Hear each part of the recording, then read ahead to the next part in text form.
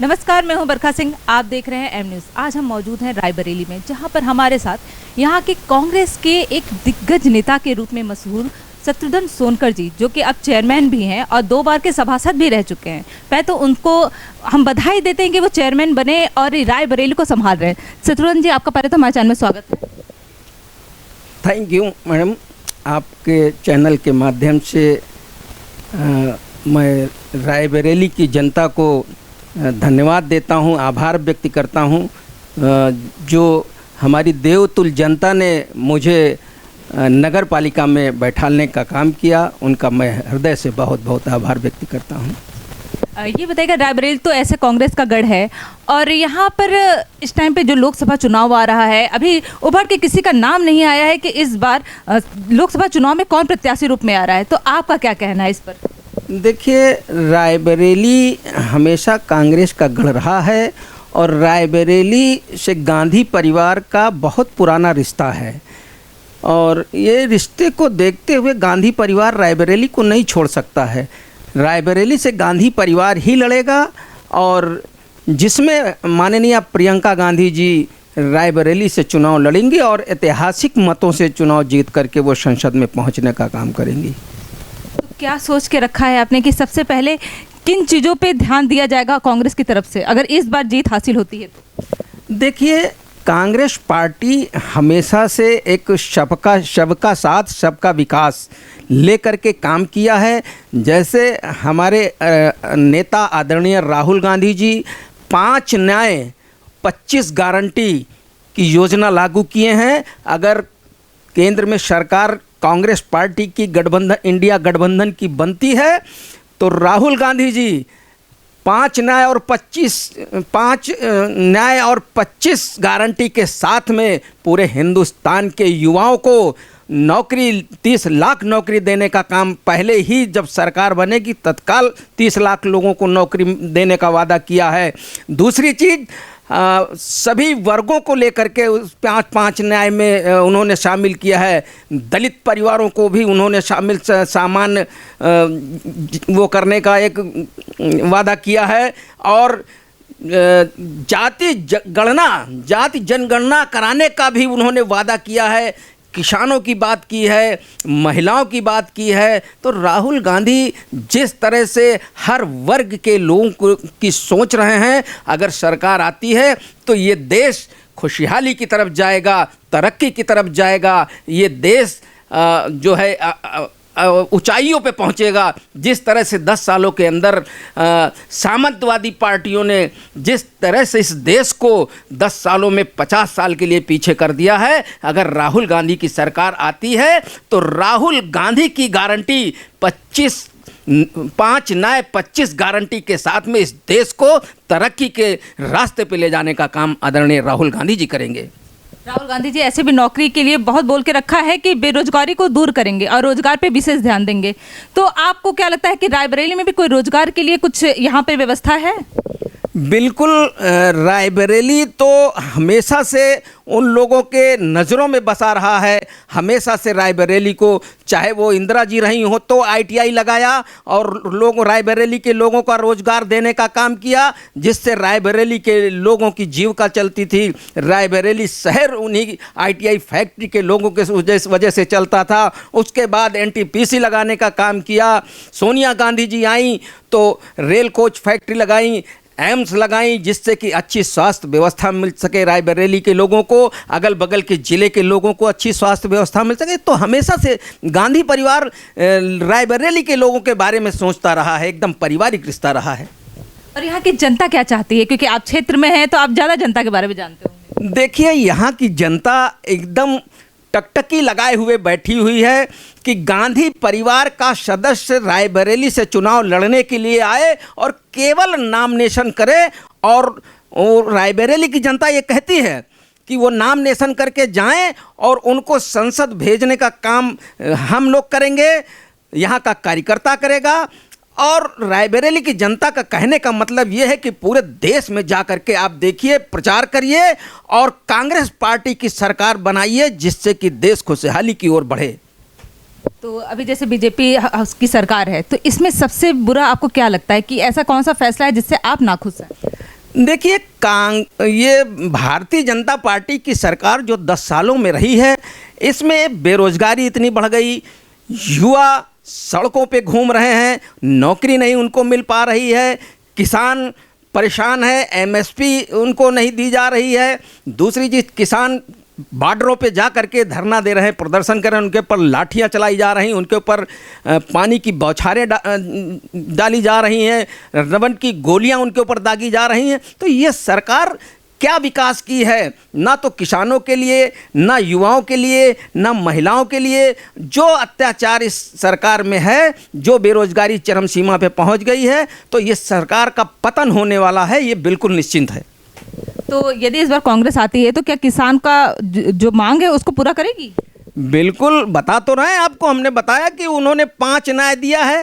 5 न्याय में किसान है, युवा बेरोजगार है, जो उसको रोजगार देने की बात कही, और जो हिस्सेदारी जिसकी जितनी हिस्सेदारी उसकी उतने भागीदारी, ये हो गया।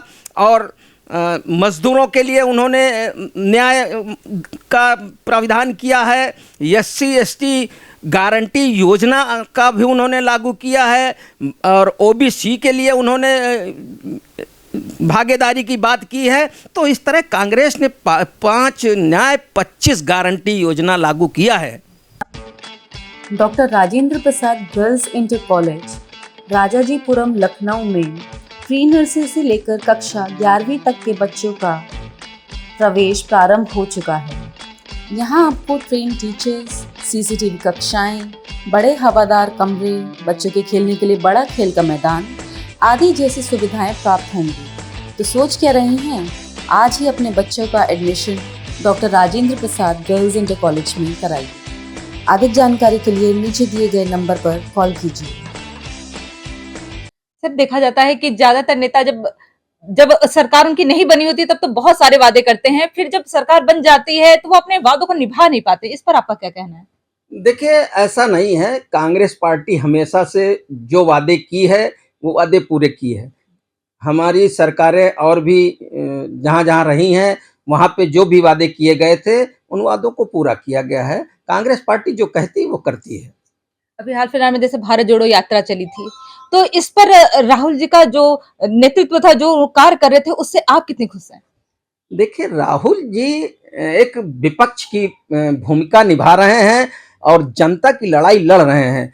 हर जनता के मुद्दे उठा रहे हैं। जो अत्याचार इस सरकार में हो रहा है, जो लोगों को न्याय नहीं मिल पा रहा है, वो न्याय यात्रा राहुल गांधी जी लेकर के निकले और लोगों को दिखा दिया, पूरे हिंदुस्तान में दिखाया कि देखिए, मैं आप लोगों के लिए न्याय की लड़ाई लड़ने के लिए सड़क पर उतर करके आपकी लड़ाई लड़ रहा हूं और न्याय मांग रहा हूं। इस सरकार से जनता के लिए न्याय मांगा उन्होंने।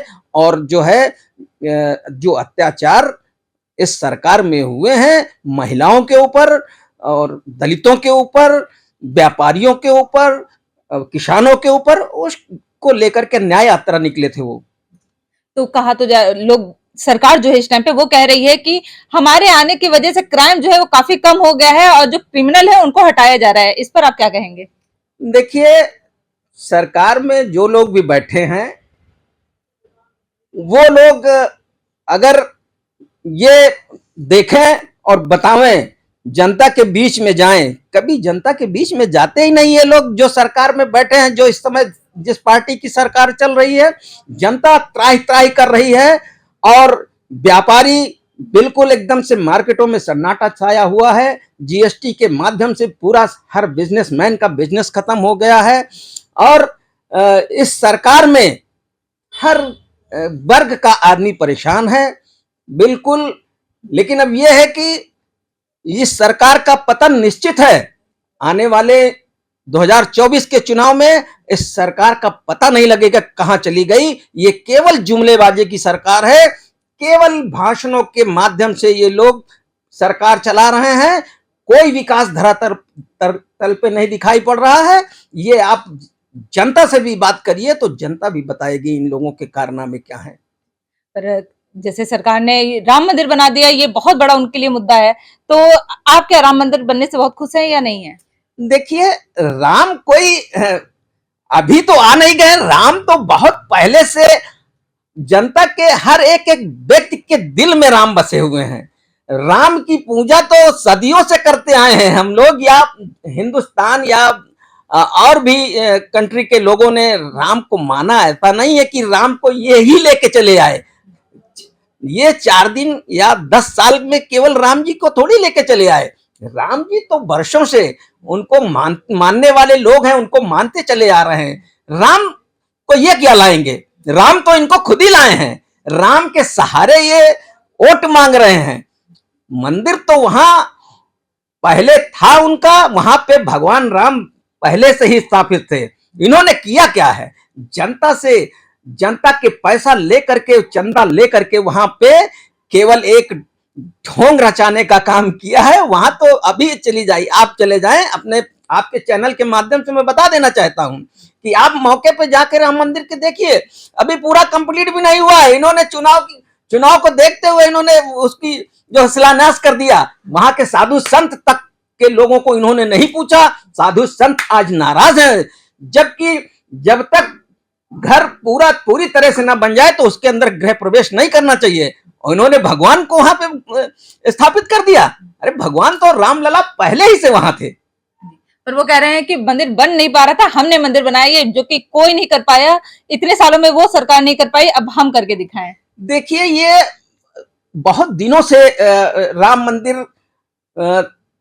विवाद चला आ रहा था, और इस पे सबसे पहली पहल कांग्रेस ने की थी। उस समय राजीव गांधी प्रधानमंत्री थे, ताला खुलवाने का काम राजीव गांधी ने किया था। उस समय तो भारतीय जनता पार्टी का कोई अता पता भी नहीं था।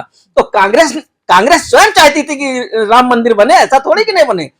ताला उन्होंने ही खुलवाया था, कांग्रेस पार्टी ने ही खुलवाया था, हमारे प्रधानमंत्री राजीव गांधी जी ने ताला खुलवाया था। तो वो हिंदुओं की आस्था है राम मंदिर, ऐसा नहीं है कि नहीं मानते, कांग्रेसी भी मानते हैं राम मंदिर।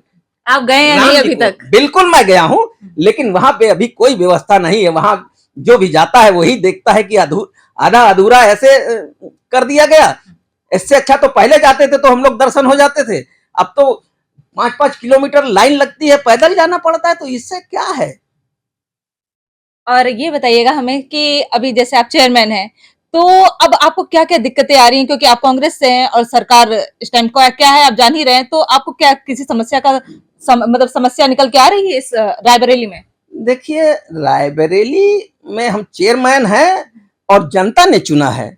जनता की जो भी समस्याएं होंगी, नगर पालिका भी बनाई गई है तो जनता के लिए बनाई गई है, जनता के कार्यों के लिए बनाई गई है, उनके क्षेत्र का विकास होना चाहिए उसके लिए बनाई गई है। और जनता ने मुझको वहां पे सेवक के रूप में चुन करके भेजा है, और मैं जनता के लिए काम करने के लिए वहां बैठा हूं। जो भी जनता का व्यक्ति जाता है उसका काम करता हूं, और जो जितने संसाधन है, जितना धन उपलब्ध है, उसके अनुसार मैं बराबर काम करता रहता हूं क्षेत्र में, और जनता के लिए हमेशा उपलब्ध रहता हूं। विकास के क्षेत्र में अभी तक कोई काम ऐसा जो आपने अभी तक करके करा है? विकास के क्षेत्र में हमने बहुत अभी एनकैप के द्वारा कम से कम 5 रोडें बनवाई है शहर में, जो कि बहुत ही जर्जर स्थिति में थी। और एक डिग्री कॉलेज चौराहा हमारा था, उसका सौंदर्यीकरण किया, बहुत अच्छा सौंदर्यीकरण हुआ। अभी आप जाएंगे तो देखेंगे यहाँ से।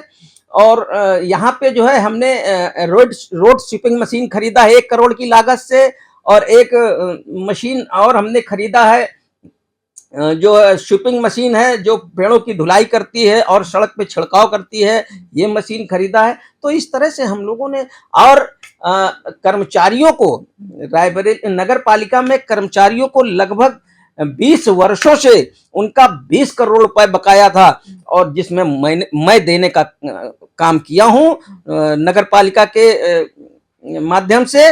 और कम से कम 60 कर्मचारियों को जो मृतक हो गए थे, जिनको विरासत के लोग थे, उनको नौकरियां नहीं मिली थी, जिनका हमने अस्थायीकरण करके उनके 60 लोगों को नौकरी देने का काम किया है। तो अब तो जनता बहुत खुश होगी आपसे। बिल्कुल, देखिए, जनता के हित के काम करेंगे तो जनता बिल्कुल खुश होगी। जनता हमको और किसी जनप्रतिनिधि को चुनती है तो बस जनता की सेवा करने के लिए चुना जाता है। तो जनता ने जनता के मन का काम होगा तो जनता बिल्कुल खुश होगी। रायबरेली की जनता से कुछ कहेंगे हमारे चैनल के माध्यम से? आपके चैनल के माध्यम से मैं रायबरेली नगर पालिका परिषद के समस्त मतदाताओं को यही धन्यवाद देना चाहता हूं कि बस रायबरेली नगर पालिका में आप सब लोगों का विकास करने के लिए आप सब लोगों का सहयोग चाहिए। बाकी मैं आप सबके लिए रायबरेली नगर पालिका की जनता के लिए 24 आवर्स उपलब्ध रहूंगा। सरलता से अपनी बात कह सकते हैं। मैं एक सेवक हूं, अध्यक्ष नहीं, सेवक हूं, जनता का सेवक हूं। बहुत बहुत धन्यवाद हमें समय देने के लिए। थैंक यू मैम, बहुत बहुत धन्यवाद।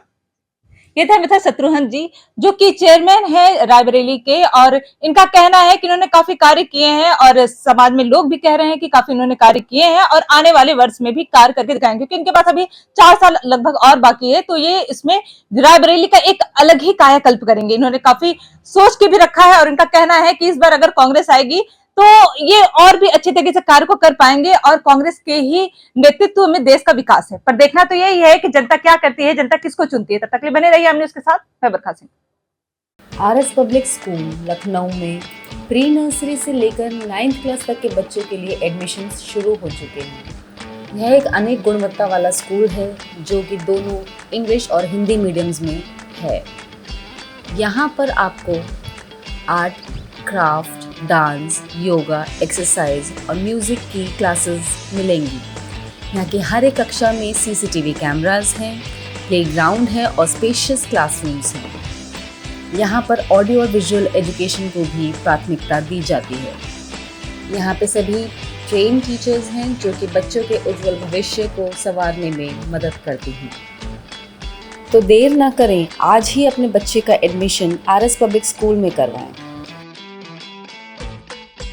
आरएस पब्लिक स्कूल में आकर यहाँ की सुविधाओं में अपने बच्चों के अच्छे भविष्य के लिए यहाँ पर संपर्क करें और उनका अच्छे फ्यूचर को बनाने के लिए यहाँ पे बहुत तरह की चीज़ें हैं जिनको देकर आप अपने बच्चों को अच्छा भविष्य दे सकते हैं। आए और यहाँ संपर्क करें।